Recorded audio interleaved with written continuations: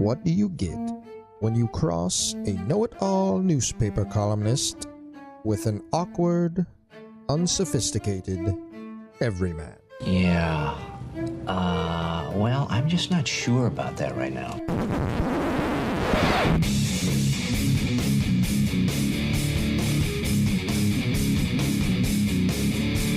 Welcome to Couch and the Roo.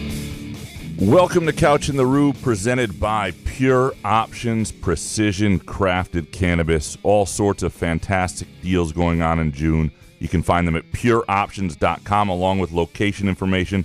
And Pure Options, a fantastic community partner, a sponsor of both the 517 Juneteenth weekend in Rio Town. That's Thursday the 13th through Sunday the 16th. And a week later, Lansing Pride 2024.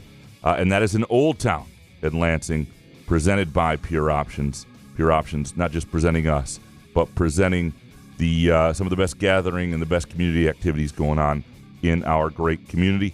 And also our Friday afternoon show brought to you by our friends at Firekeepers Casino and the Firekeepers iCasino and Sportsbook app. Download the app today. Bet the games we're betting. Some NBA Finals opportunities maybe. A little U.S. Open golf next week, perhaps. We'll get into what we're betting here momentarily. Jason, how you doing, brother? I mean, I felt all of Fred Human riding right up into my rectum, and it was painful. Hey, buddy, how was Canada? I have not quite heard you put those two drops together. Yeah, I just before. did that remix. Solid work. Yeah, excellent. Sometimes Excellent. it just comes to you. Yeah, you know, it's a gift.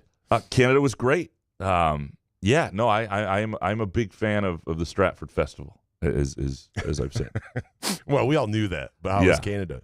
It was great. Is getting over to the border there, is it a pain in the ass? I haven't been to Canada since like my Windsor days. It's that's a long time. Yeah, go a couple times a month.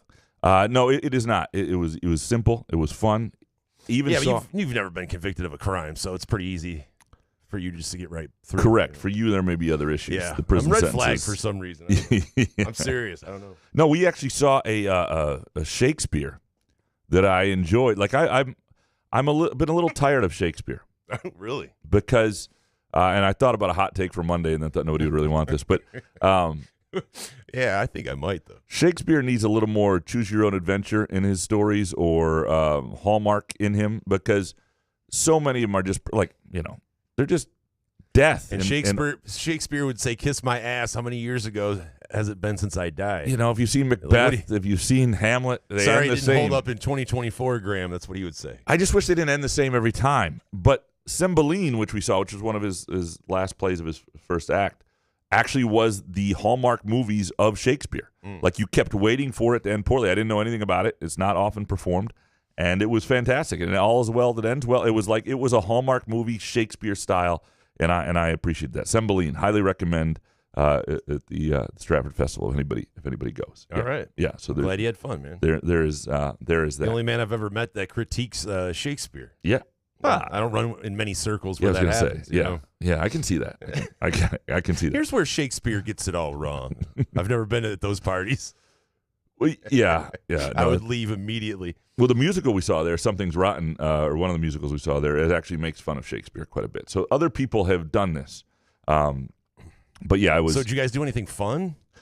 Well, just go and see plays and then. Yeah, we hang out. Me and my sister, my mom, my sister and I usually go out at night and go to there's this great place called Bentley's where they have amazing French onion soup, and beer and Elizabeth, food. She stays back. She does not go. She does not want to watch you eat soup. She wants nothing to do with this trip. Never has, and I don't know. That's right. She didn't go. I don't know if that's a mother-in-law thing or if it's just a plays or bed and breakfast or just sounds like a weekend she can be away from me. Wow. Yeah, I don't know. When's the last time you did that? Like where you just stayed home? All the time. If she goes on a girls' weekend, it's a girls' weekend, penis. Like I get it. That's why it's a girls' weekend. There's no guys involved. Right. I'm saying if she does something that you find boring, do you sit home? There are times she will go visit her mom and stepdad in Muskegon, and I will say, you know what? Fake sick? I'm going to stay home and watch soccer or the NBA. It's or do one something of else. many reasons why I married Therese. She does not make me do shit I do not want to do very often. And when I do, it's before football season. So same here. Very few things I have to do that I don't actually want to do. As we begin every end of week show, what we are betting, presented by Firekeepers and the Firekeepers Casino and Sportsbook app. Jason, are you betting anything this weekend? Oh, you know it. Bueno, Even though I probably shouldn't. It is time for the Detroit Tigers gambling update with Gramanito Couch and Jason Nick. I mean, do we even try to make money on this Brewers series? Nope, right? I'm not. I desperately want to kind of sprinkle. Now that I do it with Scooble with like 6 Ks and then throw in a couple. Like I hit SGP, so I might do that this weekend. But definitely NBA playoffs. That game last night was boring. Hopefully, game 2 is a little bit better with some. I mean, how many assists did the Mavericks have? Like under 10. And when you have Kyrie Irving plus over 4.5 assists last night, you just want to say F gambling. But if I can know Joey Wentz is pitching, then I will take the other teams well, if over. Maeda sits there and gets a cramp midway through the first inning. I need Maeda to pitch because I had the over on the other team. That's the thing. I will bet against the Tigers and Maeda's pitching. I think that's a pretty. You're going to win 3 out of 4 bets. Are we babying these guys too much? By the way, like I don't want to sit there and claim that these guys are fake. Like Flaherty, he came out. Maeda. I'm not saying they're not hurt, but I just think that they've been taught for so many years of like. Anything that happens, you cannot face any adversity when it comes to injuries. I think when you are a young pitcher that is still not been paid yet, you're under team control. I think babying is the right move, right? You haven't got your contract yet. You're still, hoping somebody's part of the future. When you're a middling free agent, when you're a Maeda who throws 87-mile-an-hour fastballs, and this is all you're ever going to be, you're toward the end of your career. You should be out there no matter what. Like, this is it. Just get out there. What are you saving yourself for? It's a guaranteed contract. Just pitch. Yeah. Pitch, dumbass. Have you ever seen the picture of Nolan Ryan pitching with like a bloody face? Yeah, I mean, I'm not saying you have to be that diehard, but man, a little oblique strain, and these guys are gone. They're in the dugout. Nolan Ryan's out there 46 years old, and then he's punching people in headlock. I mean, yeah. And by the way, this is gambling related a little bit. I understand, but still, Flaherty, he could have kept going, and it's just weird how we baby some of these pitchers now. I am all over the NBA Finals series here. I've been doing okay on the French Open, but we're at a stage now where it's hard to predict. We're right at the finals. But but I heard it's over because Boston's win last night. Mavericks have no shot. Yeah, I'm going for the game 2 reaction. I think the Mavericks are really good. I think they were a little bit surprised by how good Porzingis was. I'm curious to see if the media is smart enough to realize that Drew Holiday is the series MVP if it continues this way. Based on a couple of podcasts I've sort of listened to, I'm not sure they understand that, which is concerning. I also have, that's gambling related, by the way, a little futures bet at the Firekeepers Casino and Sportsbook app. But I like the time now to jump on the Mavericks, like the series price plus 357, sort of like. But I can get the Mavericks to win. I'm probably going to go something with the Mavericks to win. Either 4-2 or 4-3 at both 750 or plus 800, and 4-2. Okay, yeah. Well, like 4-4-3. It's game 7 or game 6, and there's just more value now. And so I'm not done with the Mavericks yet. I think they're Derek really Lively good. With like 0 points, 5 fouls in the third quarter. I mean, it's a tough matchup. Not going to happen again. The Celtics shot lights out in the first half. I mean, yeah, I think this is still going to be a series. So I'm gonna jump in on it. On the Firekeepers Casino. It's so funny. Some of these ESPN analysts, they're just like, I'm so happy for Kristaps. Like, did he get a leg amputated or something? I mean, the guy had like a shin strain, comes back, has a great game. Everybody's like, I am so happy for Kristaps. If you I don't know why I turn on you. And if you don't like Boston, yeah. Right. Yeah. I love Kristaps, but I'm just saying. I mean, did he come? I was wondering. I had to look up what his injury was that he came back from miraculously and came back, played great in Game 1 of the finals. It was not an amputation, from what I understand. Okay, it didn't look like it. No. Are you ready to dig into these Groovy Donut Twitter questions? Sure, man. By the way, it is National Donut Day. Oh my God, my favorite day of the year. Big day. So if you listen to this live, the Groovy Donuts open until 4 o'clock. But they're also, Groovy Donuts is open Saturday and Sunday, 7 a.m. until 1 p.m. Swing on by either location on Lake Lansing Road in East Lansing or in Williamston. And if you've got an open house coming up, anything, a wedding this summer, Groovy Donuts make that event memorable. People remember that you had Groovy Donuts. Trust me, it is a fantastic way to add spice to your event, to make people appreciate actually coming to an open house when nobody really wants to come say anything to that, punk high schooler you have. Yeah. What about if your wife is going away for the weekend and like you can have just a box sitting next to you? Yourself, just yeah. hammer them. You could leave it there until Sunday. Great. Right? Well, I couldn't leave it there till Sunday. Well, I'm just talking personally. I don't know what goes on in your house. Yeah. I'm just saying me personally.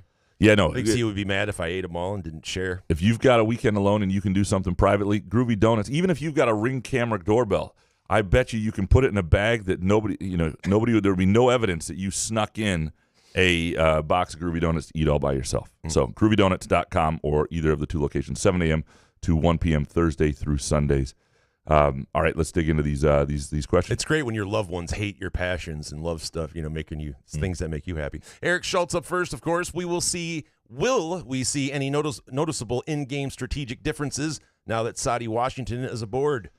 So for people who don't know the news, and we thought about just talking about this first, but there are a lot of Twitter questions. Saddi Washington was hired as Michigan State's new assistant basketball coach, added to the staff, and he's a Lansing Sexton guy. He's about 5 years older than me, same high school.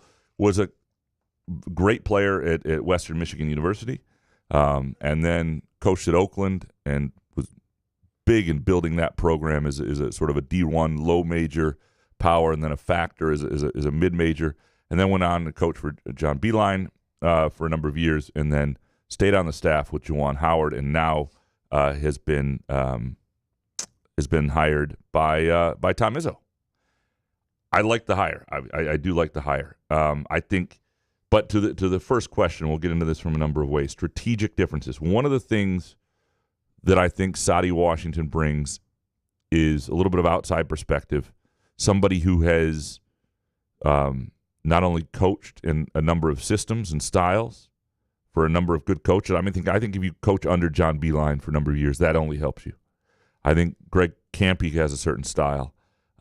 He played for a certain style, and he played professionally as well. And he's also coached against Michigan State and Izzo. He knows what teams have done when they faced MSU at Oakland and then at Michigan for a number of ways. What do you do to most bother what Michigan State's trying to do based on the personnel you have? And I think that is valuable.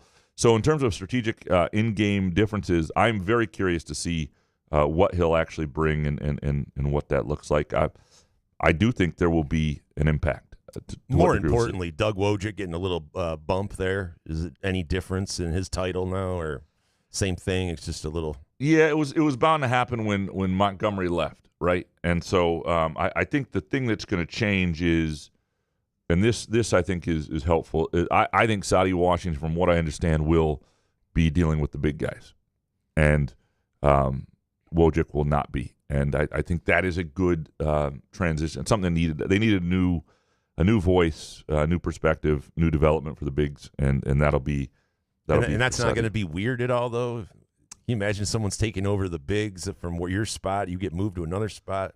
I guess Wojcik's a pro, right? He's Wojcik didn't. Wojcik didn't initially think he was going to do that at MSU. That was Dwayne Stevens. That it just happened the way the staff was set up. All right, Eric Schultz. Based on what you've heard, would Izzo rather have had Tum Tum? It's okay we lost to Syracuse because at least we don't have Cancer Nairn, or Saddi as his fourth assistant? By the way, I also think Austin Thornton, from what I understand, is going to be working with Saddi. It's going to be Thornton and Saddi working with the bigs. To the question on whether he'd rather have Tum Tum, I know Tum Tum was involved in this job. To what degree, in terms of confirming firsthand that Tum Tum was offered that, I don't know. That's a good question. I think Saddi's a better hire, to be honest with you, for Michigan State for what they need. And it's not that Tum Tum Nairn. Todd Simon, who coaches Bowling Green as the head coach there, speaks the world of Tum Tum Nairn as a coach. Like, he thinks he is a rising star. And so maybe Tum Tum would have been fantastic in that role. He's going to be the associate head coach in Bowling Green. I think he's in a real good place now. But Saddi Washington is more seasoned. He's just coached a lot longer in a lot more situations. Saddi Washington understood the transfer portal before the portal existed.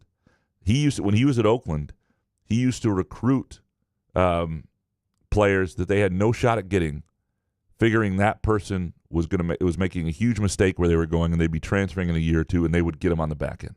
Like they would look at players that way. He was great at that. He knew their level. He knew the type of guys they wanted.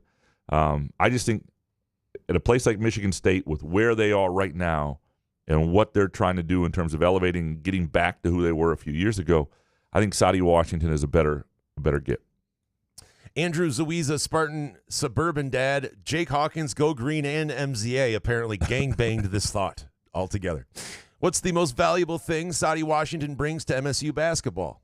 What do you make of the Saddi Washington hire? Yeah, no, obviously I like it. The most valuable thing I think he brings to me is a new voice with the big men, and I think that's just something that will be beneficial. But I also think he just brings outside perspective, fresh perspective from a seasoned coach who's been scouting against Michigan State for a number of years. And, the other thing, some people aren't thrilled with the idea that he's a Michigan guy, right? A Michigan man or whatever. But before he was a Michigan, people have to understand his dad, Stan, is one of the top 35 players ever at Michigan State. Was a great player in the 60s. I had him originally in like the top 30. I think he's moved down a little in my top 50 countdown. Like he is the son of a Spartan legend. He grew up in Lansing. His brothers, all played at Lansing Sexton as well. Then he was at Western. Then he was at Oakland. And then he went to Michigan because that was a great opportunity under Beeline. It wasn't like he was some, homegrown Wolverine. And I think that is.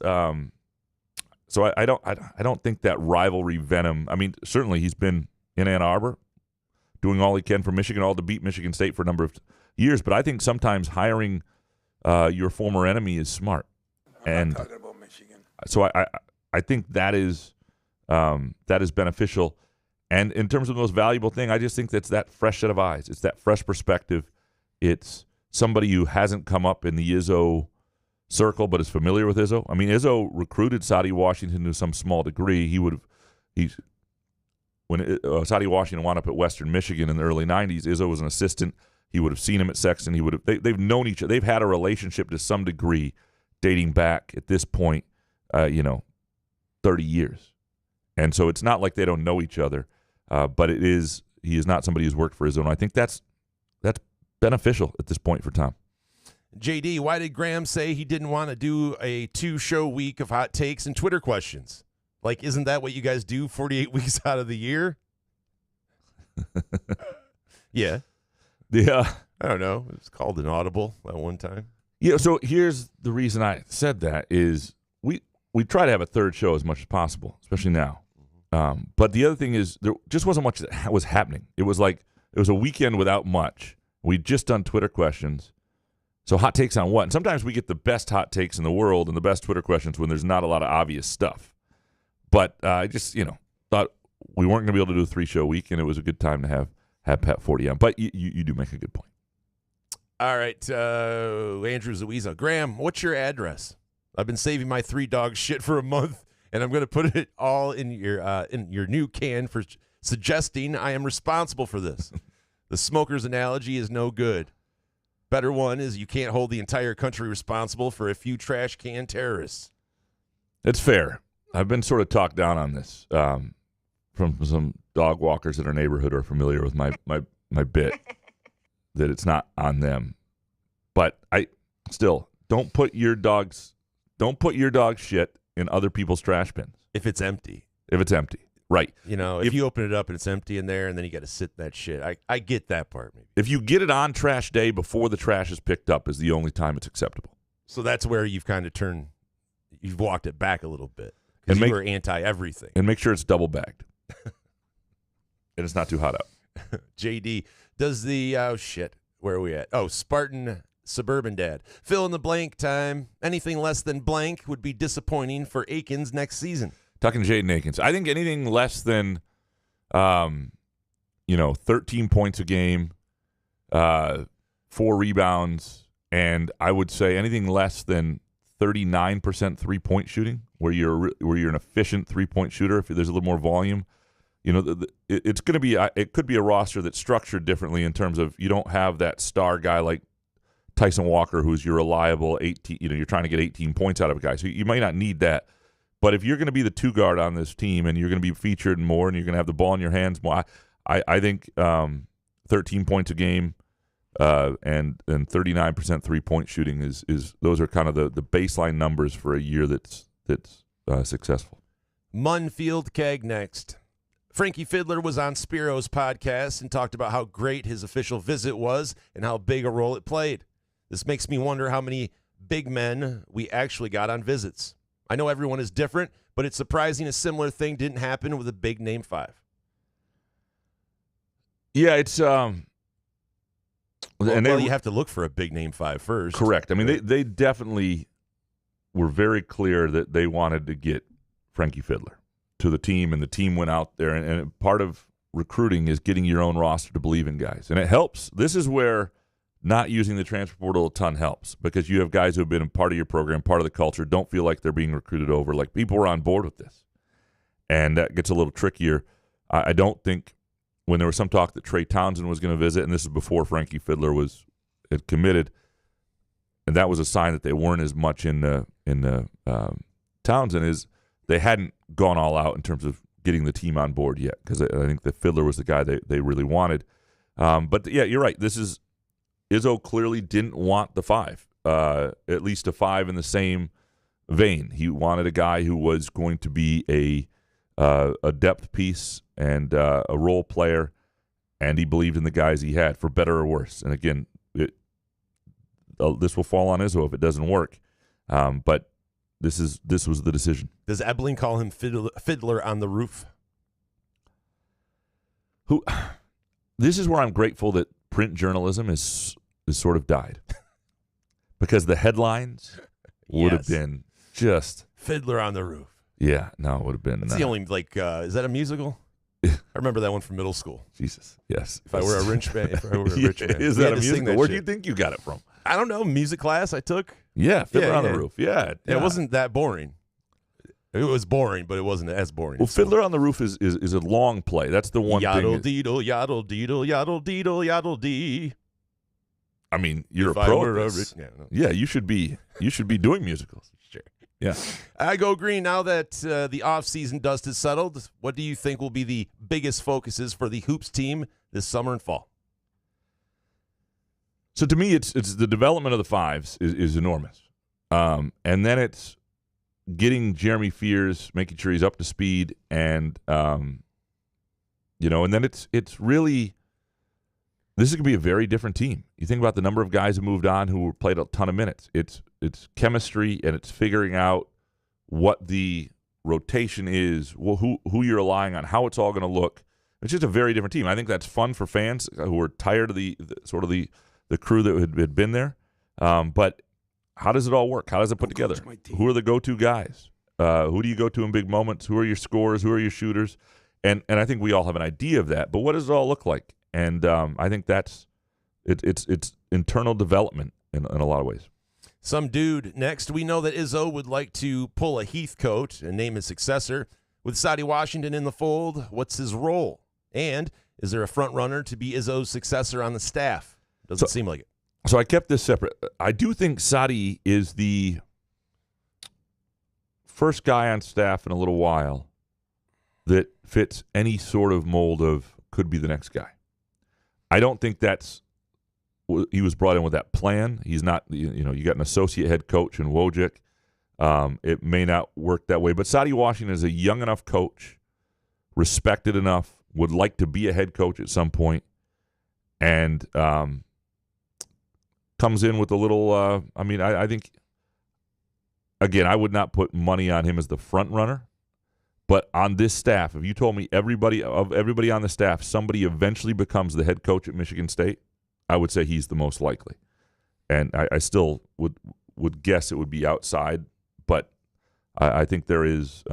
Will Izzo ever give names out maybe before he retires? Or I don't, because I don't think Izzo's thought of that yet. I don't think he's in that mode where he's thinking, boy, I got to pick who's next. Never? Like sitting around having a couple? Didn't think like, I really don't. I would like to succeed. Yeah, I really don't. Oh. And I don't 100% know that Izzo will be great at that part of it. I don't. we'll have to see. I don't know that I 100% trust him. I do think one of the benefits of Alan Haller is he's made some what I think are at least promising, some good hires, some promising hires of other guys, other people on staff. But I also think he's willing to have uncomfortable conversations, and he's not going to be. I think Izzo will have a role in that, but he's not. If he doesn't agree with it, I don't think Izzo will just get to handpick whoever that's going to be. Some dude. Have you noticed how they do the TV ads on the boards for hockey games? I noticed that they do that during the regular season as well. Pretty sweet. Okay. Like an NHL hockey games you're talking about? I got to say, I haven't noticed. Yeah. I haven't watched much of the NHL playoffs, which is sad. I should. Why haven't you this year? I don't know. I cannot explain why I can't watch hockey. I love the sport. I love gambling. It's a great sport to gamble on, too. I just can't. I don't know why. I got to say, I think there is some, the Red Wings had this push late in the year, and I watched some of their late regular season games hoping they'd get in the playoffs. Sure. And had they got in, I think I would have watched every game. Totally. And they're serious. Yeah. And so I think when that didn't happen, it was sort of this. In previous years, I have watched more too, and I think as part of it is in previous years they were nowhere near the playoffs. They were not part of the discussion. And this year it was actually like a disappointment they weren't going to be in. And I do think that factored in my viewing habits. MZA, how confident are you in MSU's ability to protect Aiden Childs next year? Oh, not very. For real? Well, I mean, I don't think at all. No, I don't think they'll. I'm not saying they don't have competent coaches or guys who will try, but we haven't seen an offensive line that's been really good in a long I know, time. but Jonathan Smith is good at that. I'm intrigued by this offensive line. I think it's going to be good. Okay. I really do. Well, I think he's the offensive lineman whisperer or something. Okay. And if he has a couple of his guys, Yeah, no, and I think Childs, a couple things here. One, protecting a quarterback is not all about just your offensive line stoutness and pass protection. It's about moving them into situations where you get them out of trouble and getting rid of the ball quickly and building an offense around them and using tight ends. And there are lots of ways to do it. So I do think they will have some success in that, and I do think his mobility will help to some degree. But, yeah, until I see it, my faith in Michigan State's offensive line, no matter how good the coach is, I don't think fix it in post. Cockburn. Yeah, that guy. I don't think he was a bad offensive line coach. I don't. A lot of people do. I don't think he was a bad offensive line coach. And the what previous happened? coach. Just the players were terrible? Or? Who knows? I don't know why everything happens. We have to blame someone. Okay, we'll find that person. Chris who? Fuck off. Yeah, we don't have enough time for all of that. Kapilovic. There we go. MZA, where does MSU basketball's roster rank in the Big Ten and nationally? And from Bo McJunkins. I'm seeing a lot of projections for MSU basketball that don't even have them in the top 5 of the conference. Are expectations really that low again for people outside of the conference? Are we really going to lose 13 games again? So I don't know. I mean, there's so much turnover, and where they're going to rank in the Big Ten and nationally, I get why they're ranked low because they don't have the way this works is when you have names that are returning and people know, and like last year, I understood why they were ranked high because they had come off a Sweet 16 run. They looked like they might even be able to do more, and they had everybody back. And they had this really renowned class, and it didn't pan out. So now you lose a lot of those guys, and people are going to have doubts. The doubts are fair. This is a better place for MSU to be in where I would love that they don't have any preseason hype, yeah. This is a much better place to be in. Sneak up on people. Low floor, high ceiling, I think. And I think, we'll see what again, there's so many guys on this team from Jeremy Fears to Jaden Akins to Xavier Booker who, the high hope for them is that they'll be all conference level type players, but we don't know that they will be. Or, and if they're not, it's a big problem. Next one from Bo McJunkins. Graham, you say you work until 6 a.m. after games. This sounds bad, but I don't mean it in the way, and I'm curious, what takes that long? Is it your own perfectionism with a column, or it just takes that long to go through all of the coach-player speak and sort your thoughts? I really suck at this job. This is a big part of it. But, no, what happens is this didn't used to be the case. If I was just writing one column off a game, I would be writing a lot during the game, having thought, and you'd add quotes to it. You may change the column entirely, but you'd have a theme going, or you'd have, when you used to have print deadlines, you make those print deadlines wherever they are, and you may update it for online, and the whole thing's a faster process. What changed was the quick takes. I do not even rarely think about the column I'm going to write, the main column after the quick takes, until I've filed and shared on social the quick take. So I'm sometimes walking down to a press conference, walking and trying to figure out where I'm going to go next. So when you're starting from scratch at that point, nothing on paper, sometimes no thoughts even, and you're writing what we call a subscriber column, subscriber-only column that is supposed to be good enough that it rewards our subscribers and brings in new subscribers. It's just, that's what it is. You talk about it like an 8 p.m. football game. You get down to a press conference at midnight. You get back up at 1 a.m. If you're on the road, you may be driving to your hotel then to work. It's 1:15, 1:30 in the morning. You're going through notes. You're trying to figure out what you're going to do. And your own tiredness and the clock can't limit you from doing the best work you can and doing the best work for people. So that's what takes so long. And you also, when you have the time, you take it. So if you know you have people waking up at 6 a.m., you try to have a column ready by then. I always envision like a construction worker, just like in a ditch, just digging, has the earbuds in, listening to this show and listening to you. And go trying to sharpen up a blade to come over here. And anyway, there are a lot of days I wish I was that. It's like, God damn, this guy, I've been working 50-hour weeks for. No. Those, I'm not saying it's such a grind. I'm not going back to 4-star hotels. I'm not complaining about it. I'm not sleeping in those woven sheets, bamboo sheets. Some of the Marriotts are really nice, really nice beds. But no, I'm not worried about bed bugs. I'm not complaining about it. It's still an awesome gig. It just sometimes it takes the full night. All right. David Jackson, what do you know about the games of MSU's 3 freshmen? Are Kerr Tang and Jace Richardson going to be relied on for minutes? Less so for McCullough. Yeah, this is interesting because I've watched I've talked to some people about these guys, and I've watched a fair amount of highlights, and highlights don't really tell you anything, right? You try and watch as much video as you can on guys. The more video I watch of Kerr Tang, the more I think he could be somebody who plays a decent role. What's really hard to tell is it's not like he's not an above the rim style player. Sort of an old man game. He's skilled, but he's got some size.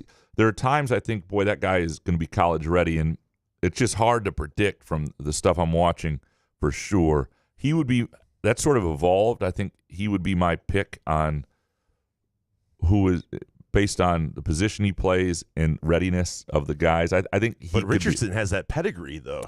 He does, right? but he's different. I've seen highlight tapes of him. He's different than his dad. He's not that kind of athlete. I think he's going to be a good player, but he's also at a position where you have a starting point guard. You have a seasoned guy who's been behind. Trey Holloman is probably going to be the guy you put the ball in his hands next. So my Kerr Tang is the guy. And McCullough, I don't know that. Like, I think he's a really good recruit in the sense that he's a 6'10" guy who can shoot, and those are the guys you want to recruit and develop. I don't know how ready he's going to be this year. David Jackson, and do you expect Garrick Norman to be in the rotation? I do. I would hope so. Yeah. He can shoot, right? And, a guy who's been through a full year of practice and the weight room and sort of understands what it takes. Yeah. Next one from David. Which of those 4 is most likely to dominate in Moneyball and create unreasonable expectations? And why is it all of them? Sorry, I did the last part. Well, last year, and I wasn't wrong on this. Last year, who was it that was the guy you thought was, like, if you had a guy you were picking, was it Cohen Carr that came out of there? You know it. Yeah. And I wasn't wrong. Now everybody sort of realizes he can't play. Well, again, he's not ready. The excitement in your voice. We know that you know certain things. It's just how excited you were to not like him. I did not say that. I still have I think I have higher hopes for him now than some other people, because I still think there's a lot of potential game in there. He just got to get away from, relying on what's got him to this point. Sometimes that happens. It's the same thing with like a really athletic quarterback who doesn't have to. At lower levels, doesn't have to, can run out of trouble, and then all of a sudden can't all the time. It hasn't developed certain areas of the game. That's what Cohen Carr's got to do now. I don't think there's a player, though, and like when you look at like Kurtang is not the type of athlete that's going to wow people in Moneyball that same way. I don't know that there's a player of this class that'll have the same effect. I think more people will be curious to see certainly Xavier Booker and Jeremy Fears and Frankie Fiddler, and then guys even like Garrick Normand, who's going to supposedly play a role, and I think this is going to be one of those Moneyballs where people are more intrigued to see guys who are actually returning in very different roles or new. And the transfers, I think, more so people think play bigger roles. Will Garrick Normand score over 40 in a Moneyball game? Yes. And would you give me plus money? No. I would give you minus. I'd say minus 130. I'll still take that. Yeah. David Jackson, I have the Javi Baez solution. Remove Baez from the active roster, but keep him on the payroll as a janitor on the grounds crew and uniform laundry. Working exactly 40 hours per week. Maybe he'll retire and give up that salary, saving us all from looking at him. Do you like it? Why not? Simply release Baez. And from Kurt Wisniewski, when will the Tigers cut Javi Baez loose? It's National Donut Day, and donuts make the world go around. Favorite donut topping? Oh, that was a separate one. Sorry. Kurt, that's two separate ones. Donuts do make the favorite Groovy Donuts donut topping. I love a cream cheese frosting. Just a plain cream cheese frosting me is damn good. It's unbelievable. It's incredible. They do it. Yeah, inject it into my veins. If you can get a red velvet donut with a plain cream cheese, the cream cheese frosting they do, it is, man. When you order for your whatever it is, wedding, your open house, just to swing on by for the weekend, you don't have your spouse and you just want to pig out on Groovy Donuts. Make sure you get a red velvet with cream cheese. I love your Jay-Z just off the top of the dome live reads, though, because Groovy Donuts, you just mentioned everything that you love about everything. Yeah, well. The donuts are just delicious. And GroovyDonuts.com and 7 a.m. to 1 p.m., 7 a.m., Thursday through Sunday in East Lansing on Lake Lansing Road and in Williamston. To the Javi Baez conversation, which could be another live read. This seems like a pure option situation. It does work. Pure options works. It does make Javi Baez tolerable sometimes. I guarantee they have this in the contract that he has to be an actual baseball player. Like, it doesn't say it like that, but it's somewhere in there, like, for playing baseball for the Tigers. Otherwise, if I were the Pistons, I would demote. I would not fire Monty Williams. You owe him $60 million. I would do the same thing. I'd be like, you're going to work here. It's just not as the head basketball coach. If we're going to be paying you. But that you can't actually do that. It's but when will the Tigers cut him loose and why not release him? I do think Javi Baez does not make it through this year. That is my hot take of sorts. What does that mean though? Like he's gone from the team? Yeah, I think they really. I do think there's a chance they cut him late in this year. Maybe he gets through the year and this is it. But I think this is definitely it for him. I think he comes back next year. Oh, God. I know. We'll do a pure option special for that. Matt C. next. Can we just pretend the Tigers and Pistons don't exist? Is he talking about Chris Ilitch, I guess? No, yeah. That's his dad. Chris Ilitch screwed the people regarding District Detroit, and Tom Gores slept with his brother's wife. Both are trash human beings. The District Detroit thing is definitely a mess. The thing is, you don't want yes, you'd like to have good ownership that you like. But if it was about liking the ownership of your favorite sports teams throughout the world, nobody would like any teams, right? There are lots of douchebag owners. I figured this is the greatest thing you can do as a billionaire is to own a team, treat people right. You're still going to make a ton of money. I just don't know why you'd want to own a team and treat the city that you have the team in like shit. Like, why? It just blows my mind. Because you're right, a lot of ownership is complete garbage. But there are good owners out there that want to see the people happy. I just don't get it. But fans often don't think about the ownership. You think about your team, the Tigers. I mean, if the Tigers win a World Series and you've still got shitty ownership, people will still be happy. They won't care.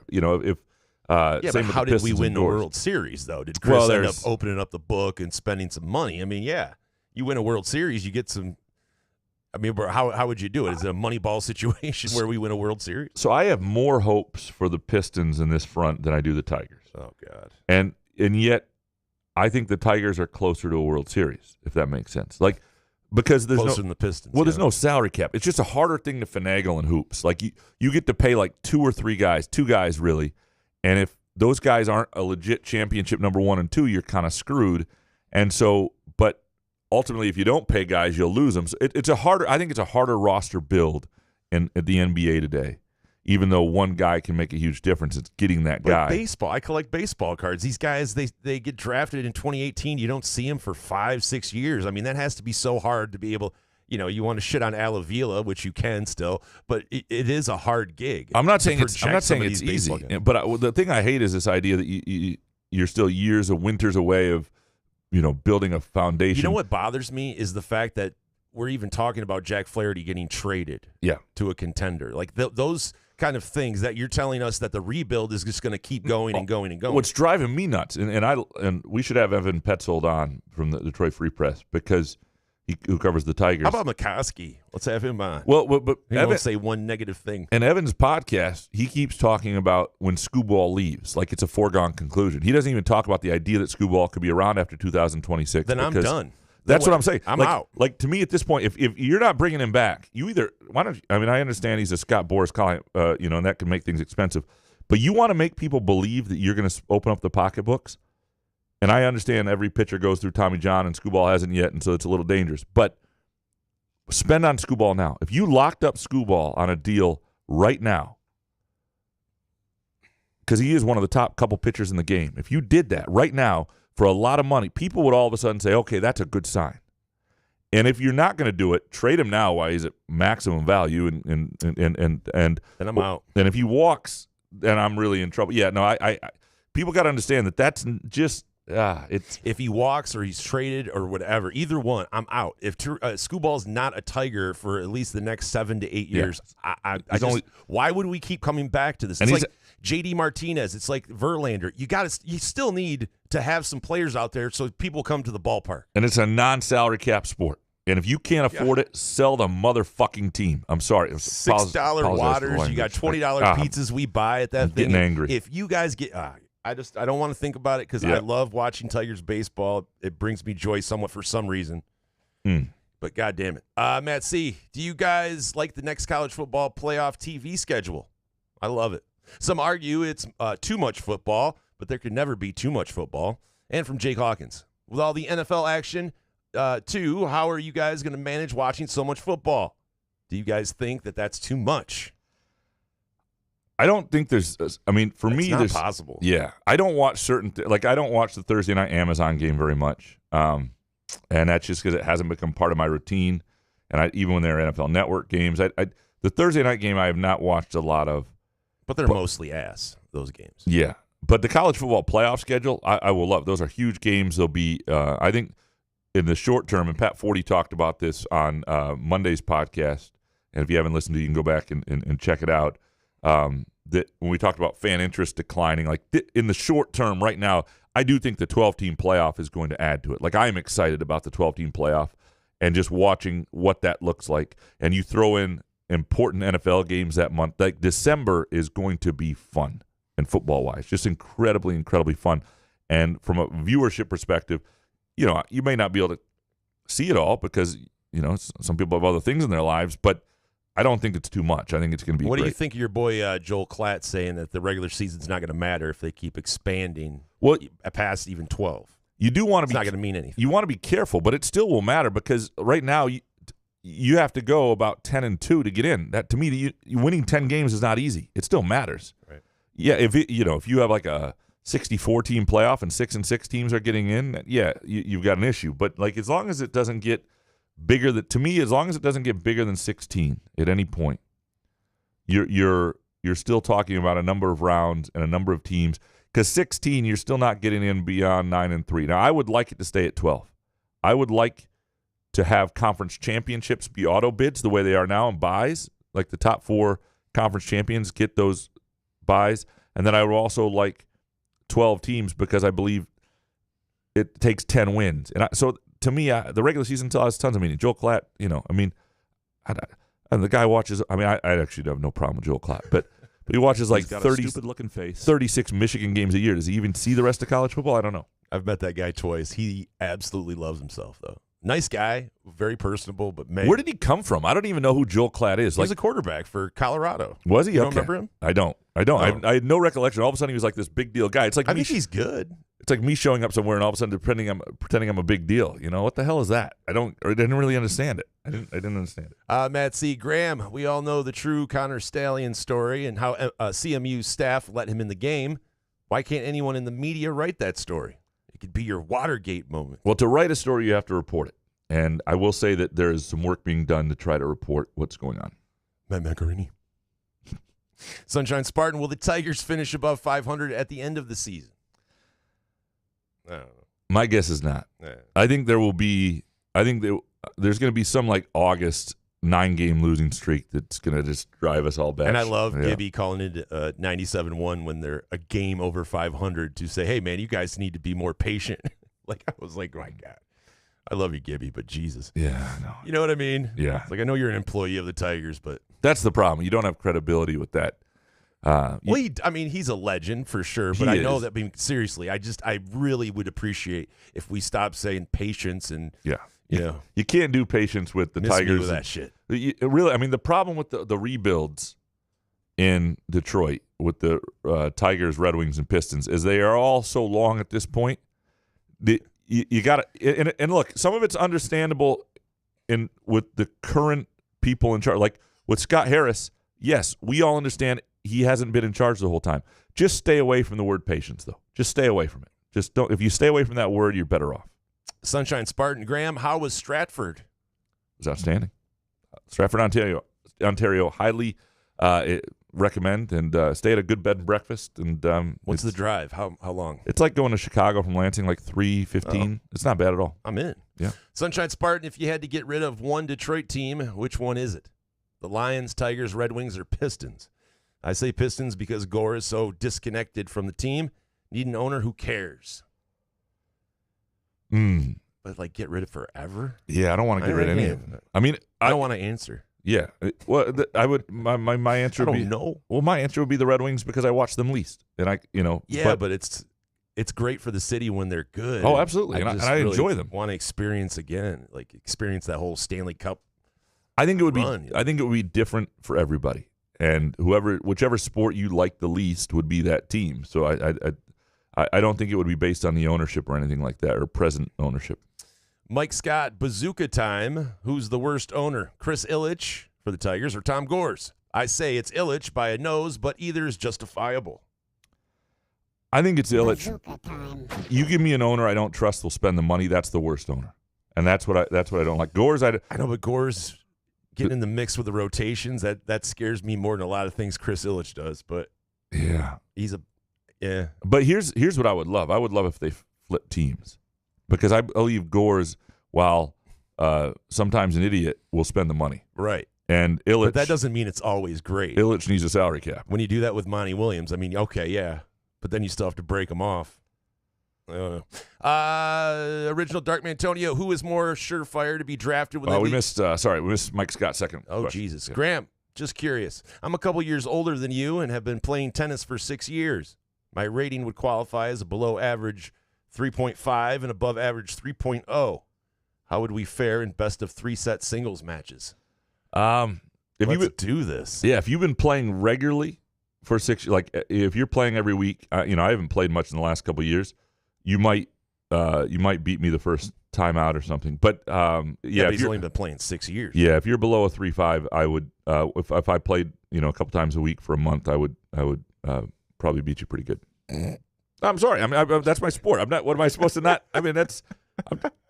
I'm not. Why did you have to throw in pretty good? I'd wax the floor with you. I didn't. Yeah, you did. You had to throw that in at the end. You couldn't say, "Well, you know what? I think I might outdo you." Yeah, that's all. That's Mike. I think we have to do this now. Mike Scott versus Graham. Yeah, tennis match. I'm gonna have to start playing then. Yep. Yeah. Start practicing. Yeah. Okay. This isn't Moneyball. You're not getting out of this one. Come on, Mike. Original Dark Mantonio. Who is more? Did I read that? Oh, who is more surefire to be drafted when they leave school? Xavier Booker or Aiden Childs? What would you say is the answer? That's a great one. I'm going to go with Booker. I agree. I think even though there are a lot more rounds in football, like with a guy who's just a sophomore, and I understand they're both sophomores, but sophomore quarterback, like so many more things could still go wrong between now and then. Yeah. And with Booker, just based on 6'11" shooting, I mean, if Booker has anywhere near a non-disastrous year, he'll get drafted. The question is whether it'll be a first-round pick or a lottery pick. Well, type. Max Christie got drafted. It's 6'11" with his projects. Yeah, he'll get drafted. Yeah. Original Dark Mantonio. Pat Forty is correct in that Stanford has more sports and more titles than any other school, but their sports don't make money, even with football. So do they pay for sports through their gazillion-dollar endowment, or are those huge endowments like at Michigan, Yale, etc., earmarked only for research? I don't know exactly. I'm sure they pay. I'm sure they're not solvent. Research. Yeah, they pay. The school must pay some of that. And they've got other. I mean, one thing about Stanford is it's so expensive, the real estate there, that they now have housing for their coaches. Because in the old days, you'd go there as like an assistant football coach making $150,000 a year, and I'm talking like the early 2000s, late 90s, and you couldn't afford to live. I mean, Palo Alto is like one of the most expensive places in the world. So that's a whole different deal there, and they're so important to our Olympic development stuff too. I mean, there's a lot of stuff. Like one of the things that is in peril a little bit. Now we didn't get into this with Pat Forty, but he's very aware of and talked about this. Is our Olympics rely on the college sports system for a lot of sports, for track, for swimming, and the development that goes on there. Now we could pay for it differently, like they do in some other countries, but we don't right now. And maybe we don't care about the Olympics. I don't care a ton about the Olympics. But every 4 years, we like our medal count to be more than other countries and stuff. And that takes schools like Stanford having 11 gazillion sports. Did you check the paper when you were like a kid, the '88 Olympics or whatever, to make sure that we were like ahead? Yeah, I watched the medal count. Yeah, that was the great part about the shit. agate page. Yeah, you'd be like, oh, shit, China's right behind us. God, damn, what do we have to do? Yeah, God. High beam bars. Couch on Fire is the air out of the MSU-Michigan rivalry. With the recent Michigan success and the change of coaches, I just don't feel it anymore. I don't think the air is out. Wait till Michigan State football week. You will feel. I'm not talking about Michigan. You will feel the rivalry. The rivalry is not gone. Will there be occasional players that go between schools in this transient world? I think the Saddi Washington thing is a rare deal as well. Now, I do not think the air is out of the rivalry, and you will feel it again in a few months. Couch on Fire. Jason, do you still follow Spieth? So disappointing, but I guess he has a wrist injury. Yeah, I follow Spieth. I just don't sprinkle as much anymore, unless I see him go the first 4 holes of a tournament, birdie, birdie, birdie, and then I sprinkle, and then, of course, it's a disaster, and he shoots at 82 the next day. I love Spieth. I follow golf probably more than any other sport. So, yeah. Couch on Fire. Odds that Danny Hurley takes the Lakers job. And how much money? By the time who knows, this could be done by the time you listen to this. I can't believe the Lakers signed Danny Hurley. I'm a little like, I understand it's the Los Angeles Lakers, but you've also got these jobs don't last very long if you don't win. You've got a 40-year-old star in LeBron James. You've got I think Anthony Davis a little bit past on the other side of his peak. I don't know that it's the greatest job in the world. And it's not, but $100 million guaranteed. No doubt. I mean, come on. You could always go back to college. You could. The question would is, not want Danny Hurley? The question is, do you want to be a legend at UConn? You already are. Yeah, well, that's true. Back-to-back national But, I mean, do you want to try to win a third and do something that people just don't do, since like Wooden and stuff? That's the question. And yeah. But I'll say this: if you are a Michigan State basketball fan, you do not mind the idea that Danny Hurley is leaving UConn, will probably be fired in about 3 to 4 years from the Lakers at the most. Three. Less than that. And so what I'm saying is, you don't mind that Danny Hurley might be back on the market about the time Izzo retires. You don't hate that. You don't anything that does something for a guy. I'm just saying. Just put it out there. What are you trying to say? Is Lenny going to play another clip of this show? Just putting it out there. Professor, how do you feel about Hondo answering MSU questions again? All right, there's some Hondo stuff coming up here. There's some Hondo stuff coming up. We're going to take a quick break because Hondo lends itself to some stories we're telling, presented by Midtown Brewing Company. We'll get into the questions about Hondo and the rest of your Groovy Donut Twitter questions here momentarily. Couch in the Rube, presented by our friends at Pure Options Precision Crafted Cannabis and Firekeepers Casino and iCasino and Sportsbook app. Hey, sports fans, are you tired of the same old routine? Looking for a way to unwind after a long day? Look no further than Pure Options, the premier destination for all of your cannabis needs in Lansing, Detroit, Muskegon, and Mount Pleasant. Whether you're cheering for the Lions, Spartans, or the Wolverines, Pure Options has everything you need to elevate your game day experience. Mention Couch the Rube when you visit Pure Options and get a Pro Grow 8th with a $50 purchase. It's our way of saying thank you for being a loyal listener. Swing by Pure Options today and elevate your cannabis experience to a whole new level.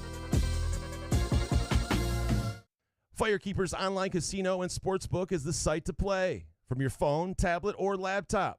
Get in on all the football action with pre- and in-game wagering. There's showdowns every week in football that you can't miss. Plus, the college and pro hoops are red hot, and the pucks are cool. Get your first casino deposit and sports wager matched up to $500 each.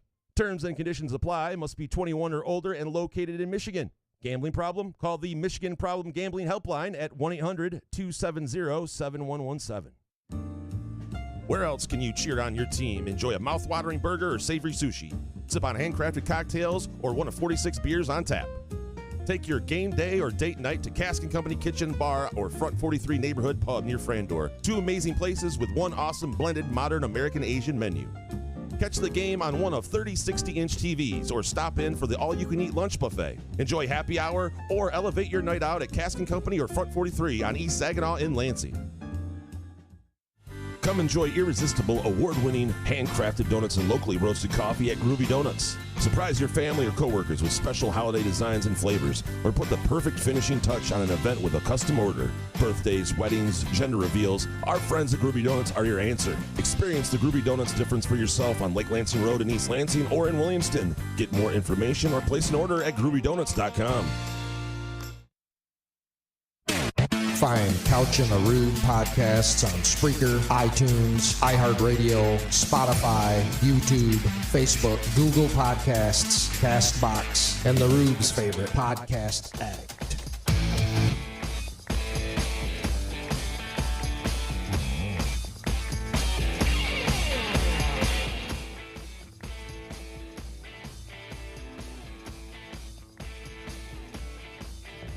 Couch in the Rube, presented by our friends at Pure Options Precision Crafted Cannabis.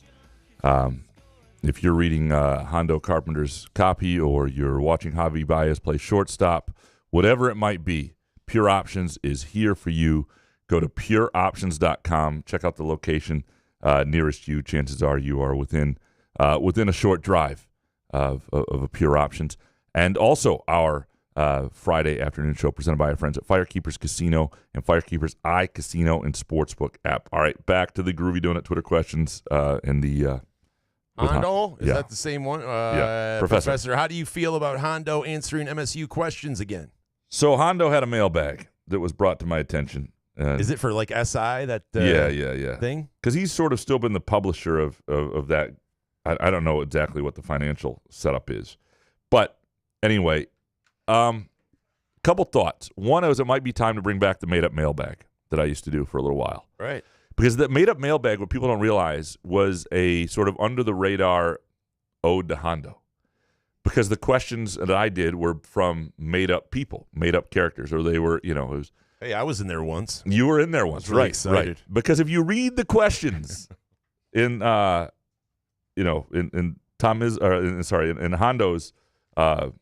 mailbags, they just don't quite seem 100% real. They all compliment Hondo, like, Hondo, you are a god. Thank you for everything you do. I'm wondering if, it's just a little bit suspicious is all I'm saying. And maybe they're all there. Maybe they're all accurate. Not accusing anybody of anything. It doesn't bother me. Hondo and I have, Hondo has always been kind to me, and if he's back, he's back. So this is what you do to someone that's kind to you? Well, you should see what I do to you, Yeah. So, yeah. If he asks, if he's not, I think he's been gone long enough that he's, I can't imagine that people view him as like the source for anything MSU athletics anymore. Yeah. According to him, though. Perhaps. Just various people. Professor, have you ever spent multiple days at an outdoor music festival? If so, what was your experience? I have never spent several days that long in outdoor. Have you done that? No. Yeah. No. Warped Tour, I took my sister to that years and years ago, but that was like a couple-day festival, but we went for one day. I just, especially at 45, no fucking chance. But, I mean, back when I was 20, if I just wasn't into that stuff. I need bathrooms and showers. And those, They have, you know, I mean, well, I don't know about showers. and but- chairs, you know, Well, and they'll let you bring in a chair. I think. electricity. So no outdoor music festival for you. Correct. All right.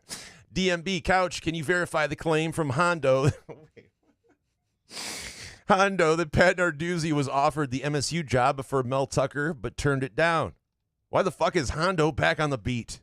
Please get him on the show and let him spill all the off-the-record gossip. You won't. And from Skylar Verdon. Who is Hondo? I know he hasn't been mentioned here, and I recently read a Q&A on MSU by him. And second, in that article, he states, Alan Haller didn't want to re-sign Mel Tucker, but if he had supported that decision, he should be fired. Do you agree? I don't. I think too many people have 20/20 hindsight on the whole Mel Tucker saga.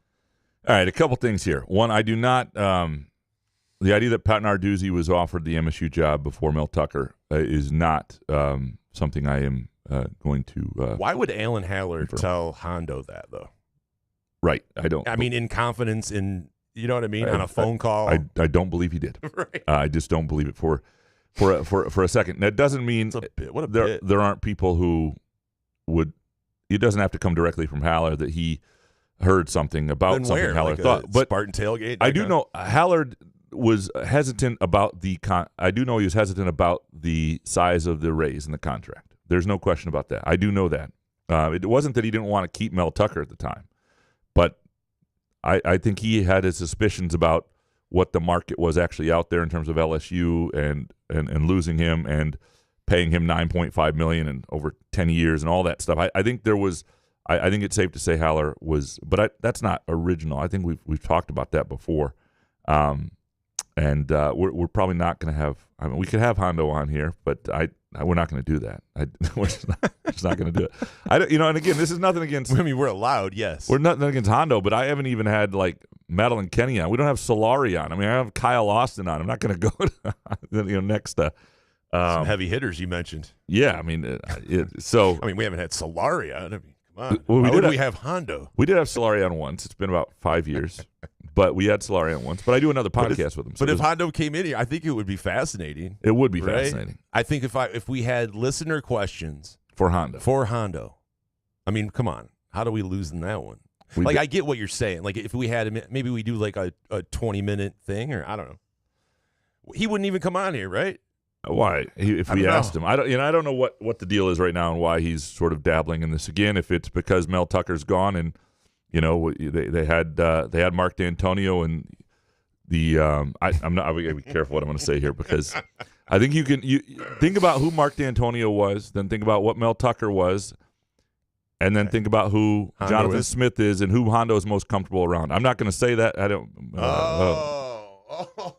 I see where we're going. Fix it in post. Fix that post. I'm sorry. I see what you're saying. Again, I have no idea. He may just. I think he's been the publisher. We're talking way too much about Hondo. The publisher of that site for a while, and somebody else has been doing the work. So he may just be filling in and doing. I apologize. Let's keep going. Yeah. Shep, I haven't lived in Michigan in the 90s, and apparently I'm not culturally hip enough to know about Chad Latz.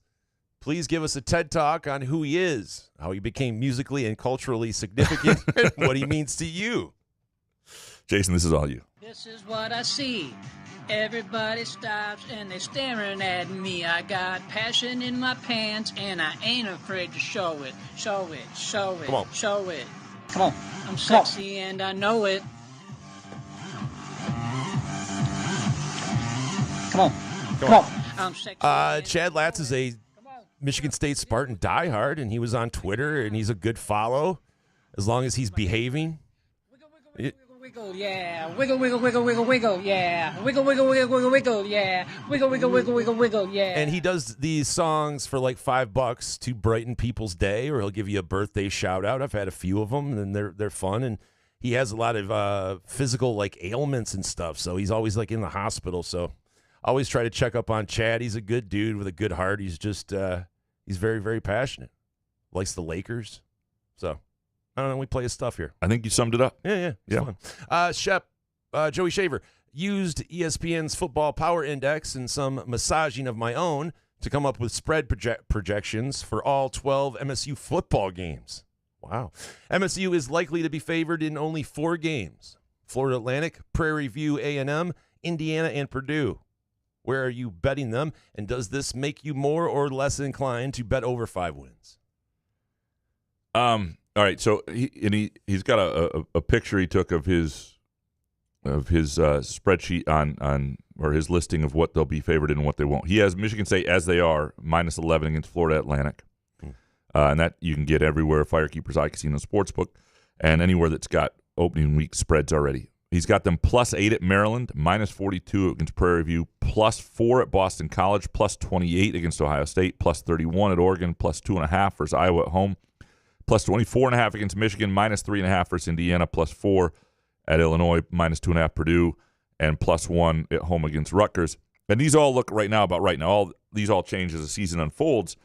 But there is something to the idea that Michigan State, I think Joey's fairly accurate here, will only be, as the season begins now, favored in 4 games. So why the over 5.5 if that's where the line is? And I would say this, and this is why I would still say if you're going to take it one way or another, the over 5.5 is the way to go. I believe in the new coach bump in seasons, especially when on programs and seasons where you have a quality, experienced coach, an offensive-minded coach especially, somebody who knows how to get the most out of an offense. You're going to have the excitement of the bump. They want to prove.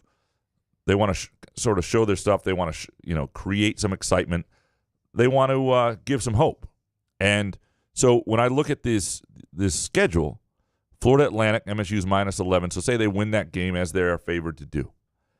Say they win the Prairie View game. Say they win the Indiana game, which I don't think is a given, and Purdue, which I don't think is a given either. But say they win these 4 games that they're technically favored in. The question is, where do you find 2 other wins? I still think at Boston College is a toss-up leaning Michigan State. And I know not everybody does, and their over-under win total is like 6.5, I think, or maybe around there. I still think Iowa at home is a possibility. I think Rutgers at home is a pretty good possibility, and at Illinois is a possibility. I think there are a number of possibilities to win 2 more. And maybe Maryland. We'll see what Maryland is at the beginning of the year. I just think there are a number of games that are sort of in the 50-50 realm, and we're talking about needing to get 2 to 3 more than that. But yeah, I wouldn't bet your mother's entire house on them getting to 6. I just think that's the more likely route.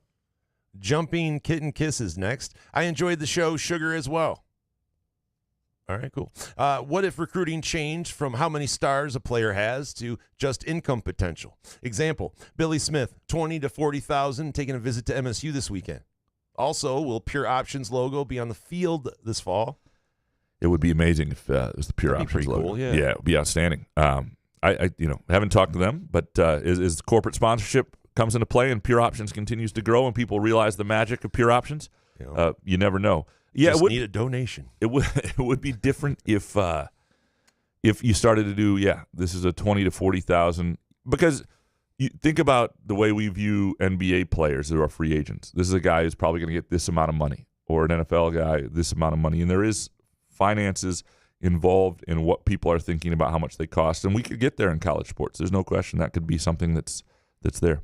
Jay Riemenschneider, if you were an AD or a college football coach, would you rather have a home game in the college football playoff to make money and showcase yourself, or a top 4 seed and a bye for the rest?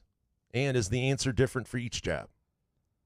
Yeah, I think it is different for each job. Like Notre Dame does not mind Notre Dame can't get a bye, right, under the 12-team playoff right now because they can't win a conference championship, and it requires a conference championship to get a bye. And I don't think they mind. I think they think they'll be at home often. That's a huge gate. And I don't know how it's all going to be split up, but For a lot of teams, I'm guessing it's the conference that splits up that extra. That's a good question, how that all gets split up. I don't actually know. But I know Notre Dame's not upset about not having a bye. They are very good with the idea that if they're in the top 8, they're going to host a game in South Bend, a playoff game, and what that would mean. And it's also what you're trying to get done. If you're a team that thinks you have a legitimate chance to win the national championship, you want to bye. And I love that for the conference championships having meaning, because it gives you a chance, and I hope that stays the case, that is what ultimately gives you a chance at a bye. Whereas, otherwise, if you're a team that's excited to be in the playoffs, thinks a playoff win would mean a lot, I think being at home, like a game, think about how big a game in East Lansing would be. A playoff game in East Lansing. Like, there's something to that. I think it would, what you're trying to get done would Will we be able to tailgate? Yeah, of course. For that game? Yeah. Well, I don't know, because they just want to ruin it. By the way, I am, speaking of tailgates, and I don't know if we'll invite listeners to this, but I'm thinking about tailgating Les Mis this October outside Wharton with some people. Pre-show. Boy, you guys better keep it down out there, am I right? I don't want the cops being called, clanging your wine glasses, spilling wine on your khakis. Jay Riemenschneider, if you do a player prop bet, say for over/under assists or hits, and that player doesn't play, is the bet nullified? It is. I think they take the leg out of your SGP too. Yeah, they do. Right? I mean, you can't have a single game parlay is what he's put it. Yes. Yeah, and there are because otherwise players who are questionable to play, people just always bet the unders. It would be like, oh, this guy's not going to play. They have to, with Kenta Maeda the other day, when he didn't, how long did he last? 2 pitches, something like that? But he pitched. If he had not pitched, and the way that bet was framed was had to be a starter, like that would have been nullified, right? Yeah. So players have to actually get in the game. Riemenschneider, given so many centuries, do you think humanity could revert back to Neanderthal ways of life? Are we not there right now? Neanderthal. You say Neanderthal? Neanderthal. You thought it was tall? No. He says thal. That's what I said. Yeah. I know. I was just wondering if it was Neanderthal. No, it's thal. Why do you have so much anger in your voice if I just ask you a question? You're so angry. I sound angry. What? Why? Neanderthal? What, are you stupid? I did not. We did not. I did not say that. I did not. Did not go there. I live that way now. I think I could go back to that. That'd be awesome. Just a cave with a TV in it. It wouldn't be the worst, but the problem is you don't have TVs. Well, we can't go all the way back. Okay. I mean, come on. We're not going to go all the way back and not have anything fun to do. It is true. When I see like these AI versions on Facebook and social media of like little houses and cool places, and I think they're little cabins in the woods, I think I could live in a cozy little cabin in the woods. What about a bunker? That's what I don't understand. If people have that bunker lifestyle, like if we are in a position to where we need to go into those things, I'm gonna stand outside and just take me now. I mean, what's the point? What do you mean a bunker? Like a bunker, if there's like an apocalypse or something, right? People have those underground bunkers. I see. Yeah, I don't to hang out in. Well, if you had, as long as you have cable, right? No, I don't want to live in that. No, absolutely not. Listen, COVID, I do like being at home, but like that shit was too crazy. If you have to just be in a basement or something with somebody for years, rationing out like crazy food in buckets. If you are looking for a cozy but spacious vibe, not like a bunker, with a fantastic menu, you could even sit outside in a great patio situation. Midtown Brewing Company is here for you. Great place for brunch on Sundays, a date night on the weekends, trivia Tuesdays, a drink after work anytime. The American Stout is my absolute favorite beer in the world, and they have it there at Midtown Brewing Company. Go to midtownbrewing.net or just swing on by 402 South Washington Avenue. The thinking for that is kind of interesting, too, the underground bunker, because you think you're telling everybody that you know that you could survive. If there's an apocalypse, you could live off the land. There's no way, right? Anyway. I could not live off the land. No. Would you want to? No. Right. Your life is flipped upside down, and now you have to go out and hunt. You're hunting cats or something to eat. Yeah, and I can't. But no, why would you want to live that way? I can't deal with the texture of a dead animal, so I would die quickly. Yeah, you would be so screwed. I'd be done. Paulie Show, Graham, how much of what you do is learned in the classroom versus learned on the job? I would say it's at least 80-20 on the job. I mean, there's certain things you get out of journalism school, which is essentially trade school. But I wouldn't even encourage people necessarily to go to journalism school. I'm not saying there aren't facets of it that are helpful. You need to learn how to write. You got to be curious. But it's a trade. It essentially is. You can learn about something. If you're an economics major, you learn, and then you can be a business writer. I mean, there are lots of things that are probably more important than the actual trade of being a journalist or the journalism tools.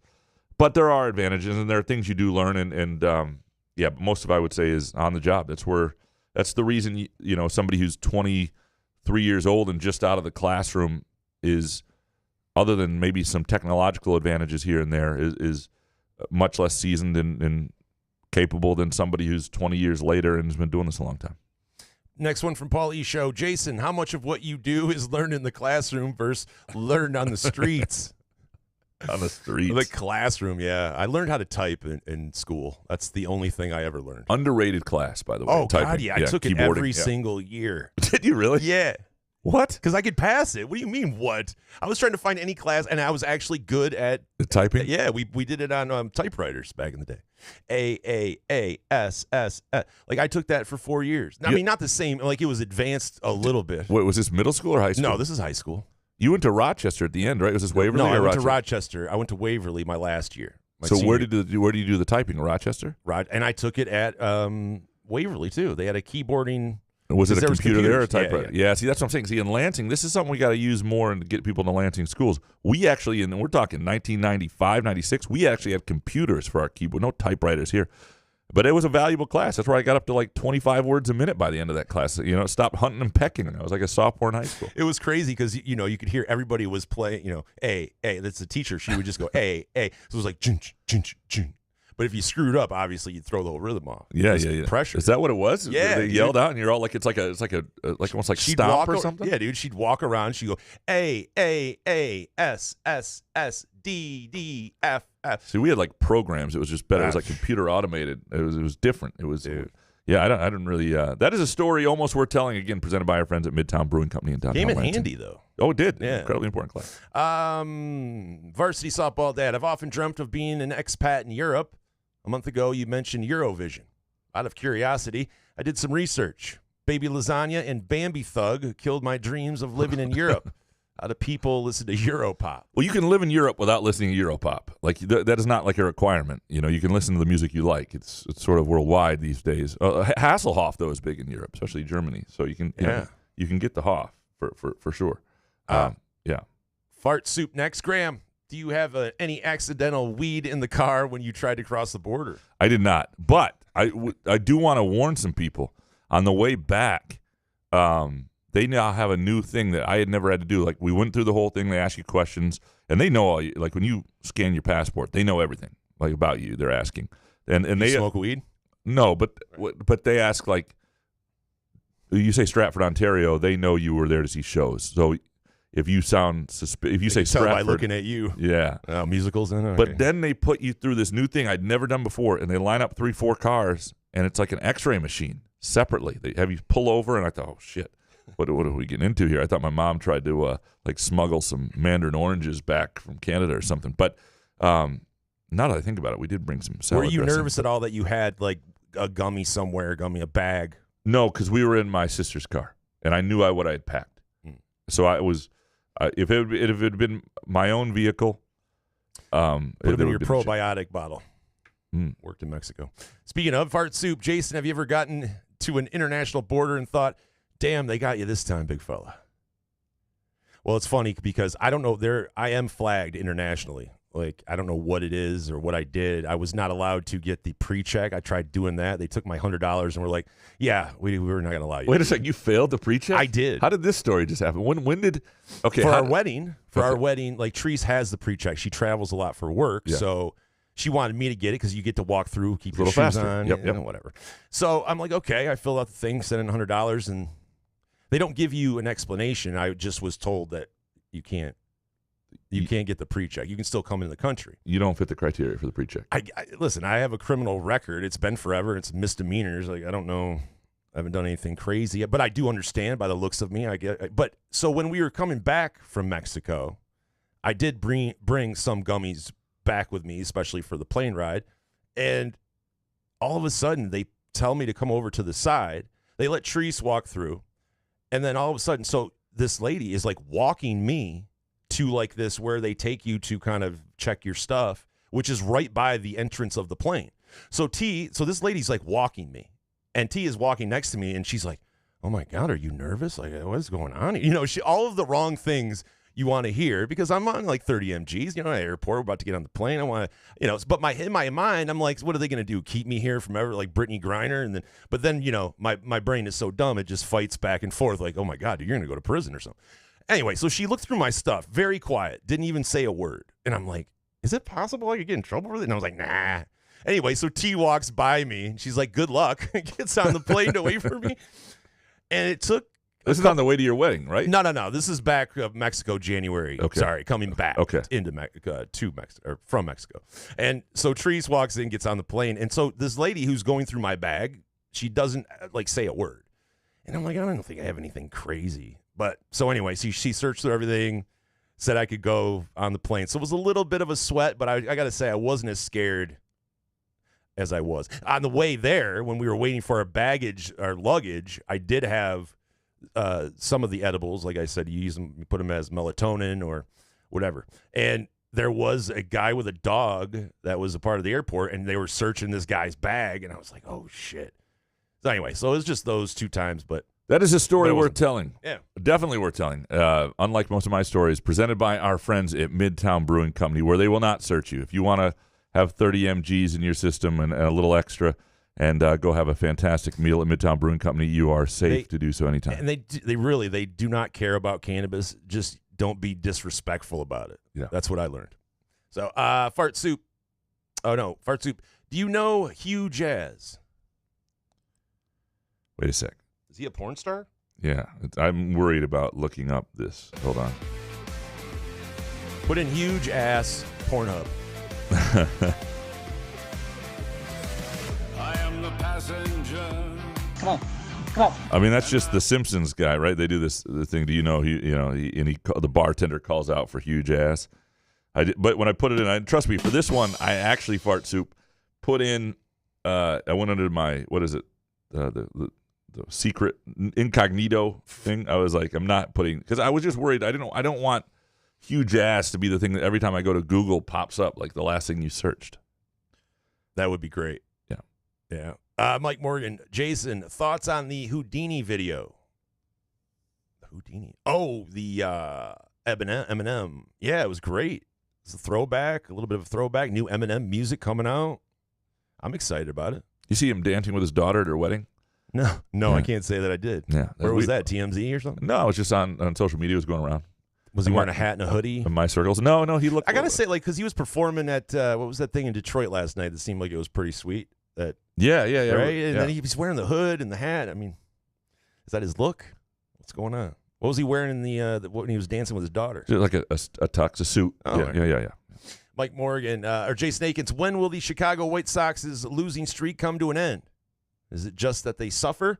Do you want to lower everyone else's self-esteem to your own poor self-image? Insecure much? This is, to me, maybe the greatest missed opportunity is just betting against the White Sox every day. I didn't do it. It was recommended to us and didn't take advantage, and they've been awful. And it should have done it. Should have done it. We can't. I mean, we can still do it. Yeah, I don't. I feel more like than half a season left. Yeah, that's true. Yeah. Jason Akins, if you suddenly grew to 100 feet tall, who would you smush with your foot? Hondo? He really asked Hondo. Yeah, no, he did. That was a little ad lib.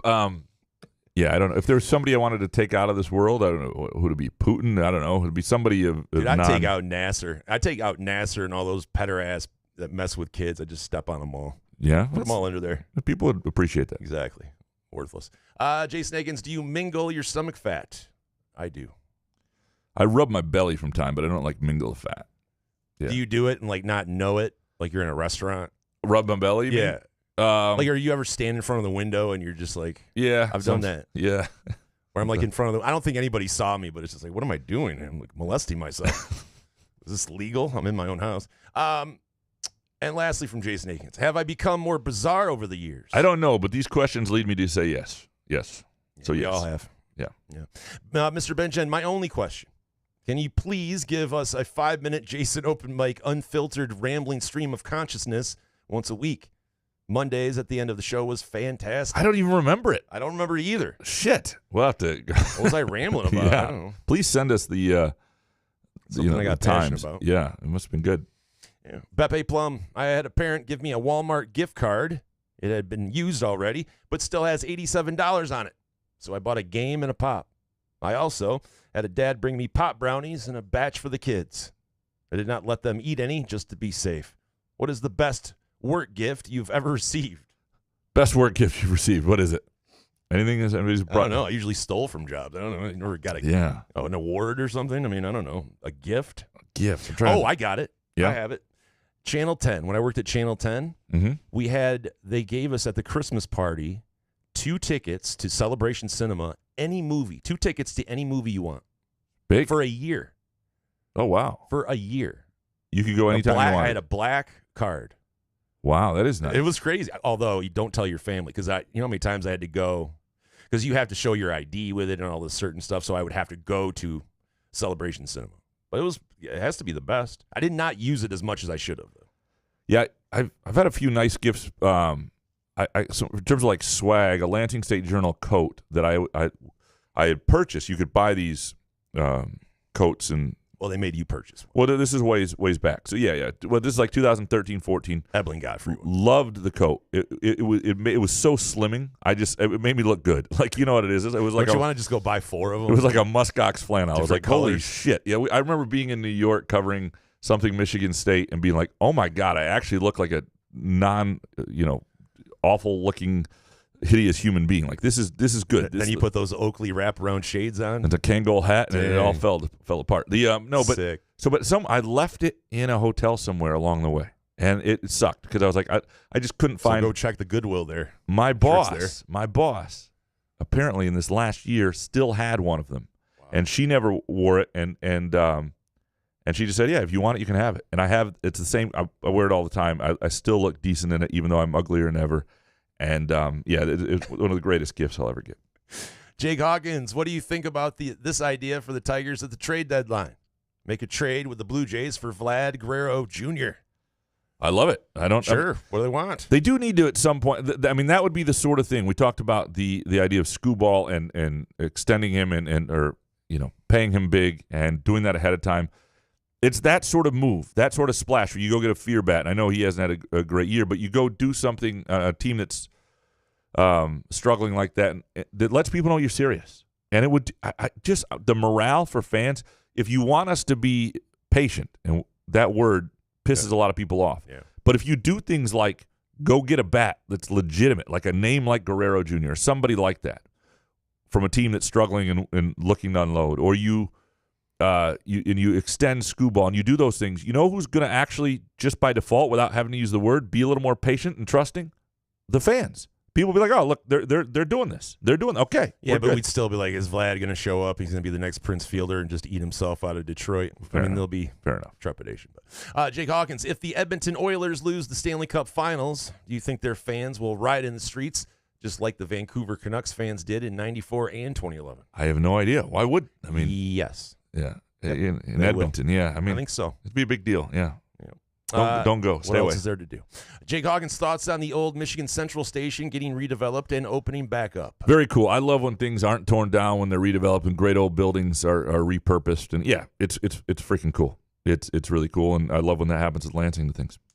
Upper Deck Jerk Guy. Do either of you have kinesimophilia? Oh boy. Kinesimophilia. Don't be porn. Well, I'm sure it's a disease you can get from porn. Making porn.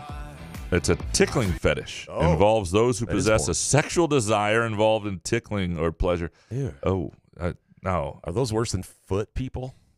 I don't know. I don't know. If I think so. So if you put that in like Pornhub, I wonder what would come up. If there'd just be like people tickling each other. Don't tell us what you're doing later. Tickling video weirdo. Yeah. Upper Deck Jerk Guy, what's your preferred strain at Pure Options? Graham, go ahead. No, I am. We went through this the other week. Hold on. I'll tell you. There's a mango. The last one I bought there that I really, really, really liked was this mango gummy. Hold on, I'll give you the extra. Punch, No, I want to get the right name of it. You give yours, and I'll give the name of it because this is my favorite one I've had. Again, I know I say this all the time, but it depends on what you're looking for. Sativa, indica, and all that stuff. I definitely love White Runts, Wedding Cake, Garlic Breath in that order. So it's the Vince. I knew I was going to struggle with it. It's the Vincent Mango Pineapple Edible from ProGrow. It has been of the. Well, that wasn't on the tip of your tongue.